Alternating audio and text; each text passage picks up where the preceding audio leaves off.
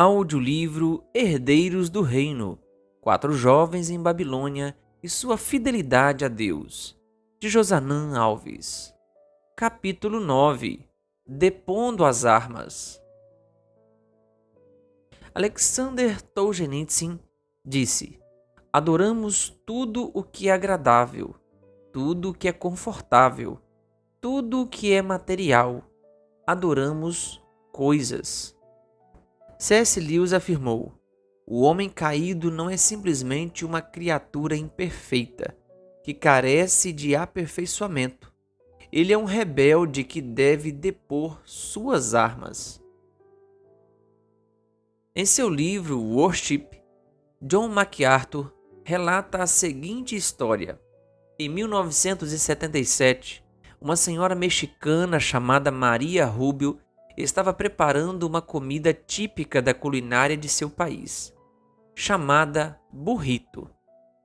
Enquanto preparava a comida, ela percebeu que as marcas da frigideira em uma das tortilhas pareciam o rosto de Jesus.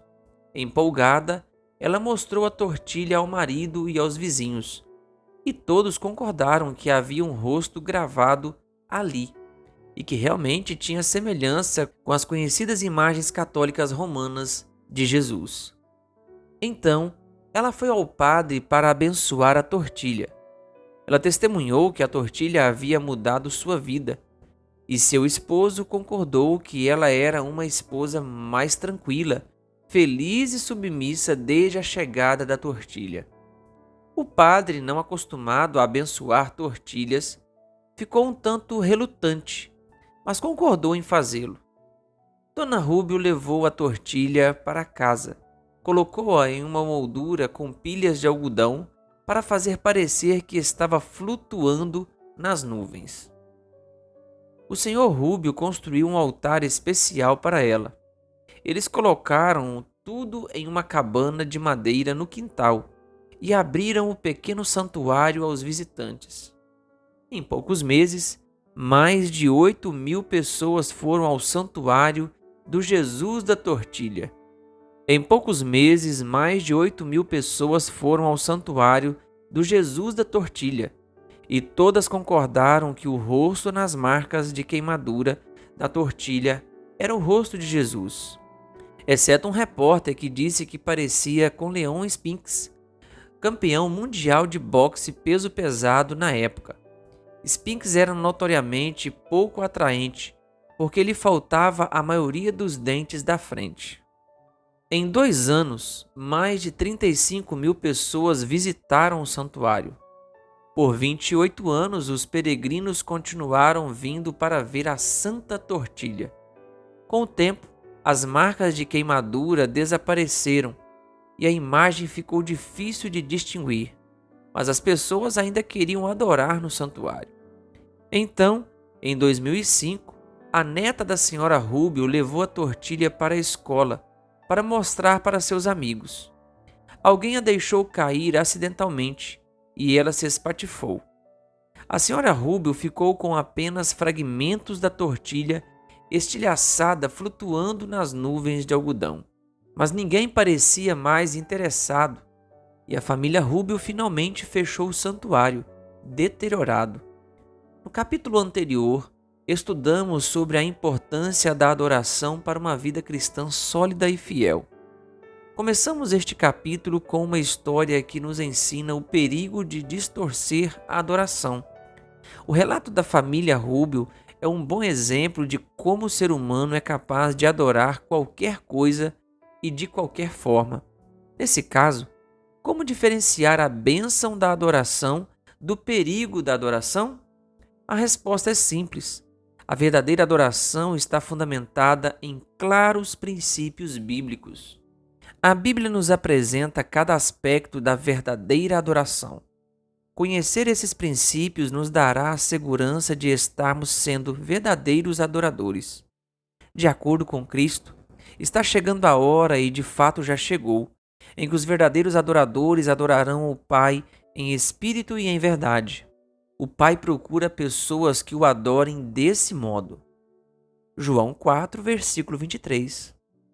Todos os livros da Bíblia apresentam algum princípio de adoração, mas um deles foi escrito com o principal objetivo de ensinar como o adorar. Trata-se de Levítico. Com a saída do povo de Israel do Egito, essa instrução era necessária. Durante muito tempo, eles haviam sido escravos. Por esse motivo, sua adoração a Deus havia sido ridicularizada, diluída nos costumes egípcios ou impedida. Deus então envia Moisés para resgatá-los, e logo após o resgate, o Senhor apresenta a seguinte orientação a Moisés: instrua os israelitas a construírem para mim um santuário, para que eu viva no meio deles. Êxodo 25, versículo 8. Deus não queria libertá-los do Egito para que eles vivessem como quisessem. Ele planejava estar próximo deles. Como sabemos, aproximar-se de Deus só é possível por meio da verdadeira adoração. No último capítulo do livro de Êxodo, temos a seguinte afirmação: Moisés finalmente terminou o trabalho. Então a nuvem cobriu a tenda do encontro, e a glória do Senhor encheu o tabernáculo. Moisés não podia mais entrar na tenda do encontro, pois a nuvem estava sobre ela, e a glória do Senhor a enchia. Êxodo 40, versículos 33 a 35. O santuário estava finalizado, mas ninguém podia entrar nele. Para ir à presença de Deus, primeiramente o povo deveria aprender a adorá-lo. Nesse ponto, tem início o livro de Levítico, que ensina ao povo falho de Deus como adorar e viver com seu Redentor em estreita proximidade enquanto ele habita entre eles. O livro revela o caráter divino em relação à natureza humana e o plano do Senhor de perdoar e limpar os pecadores por meio do sacrifício para que assim possamos adorá-lo.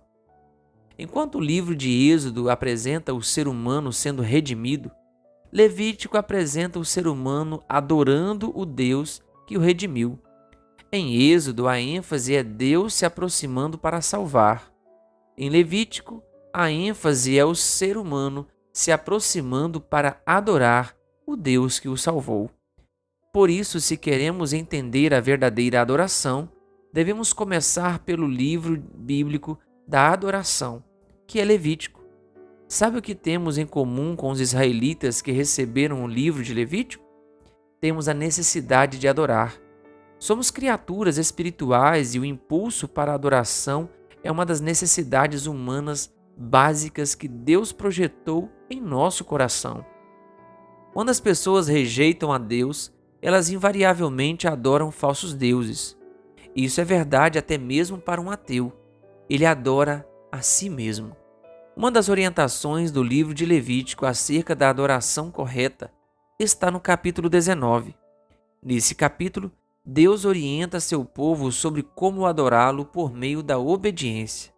Se você ler esse capítulo com atenção, vai perceber que 16 vezes se repete a expressão Eu sou o Senhor. Versículos 2, 3, 4, 10, 12, 14, 16, 18, 25, 28, 30, 31, 32, 34, 36 e 37. Existe um motivo para essa expressão ser repetida tantas vezes. Na literatura judaica, a repetição tem a função de enfatizar o que está sendo dito. Isso é visto ao longo de toda a Bíblia. Nos livros de Isaías e Apocalipse, por exemplo, para enfatizar a transcendência de Deus, ele é chamado de Santo, Santo, Santo. Isaías 6, versículo 3 e Apocalipse 4, versículo 8. Então, quando Moisés escreve 16 vezes a frase Eu sou o Senhor, ele não o faz por estar sobrando tinta na caneta, e sim para dar ênfase ao texto.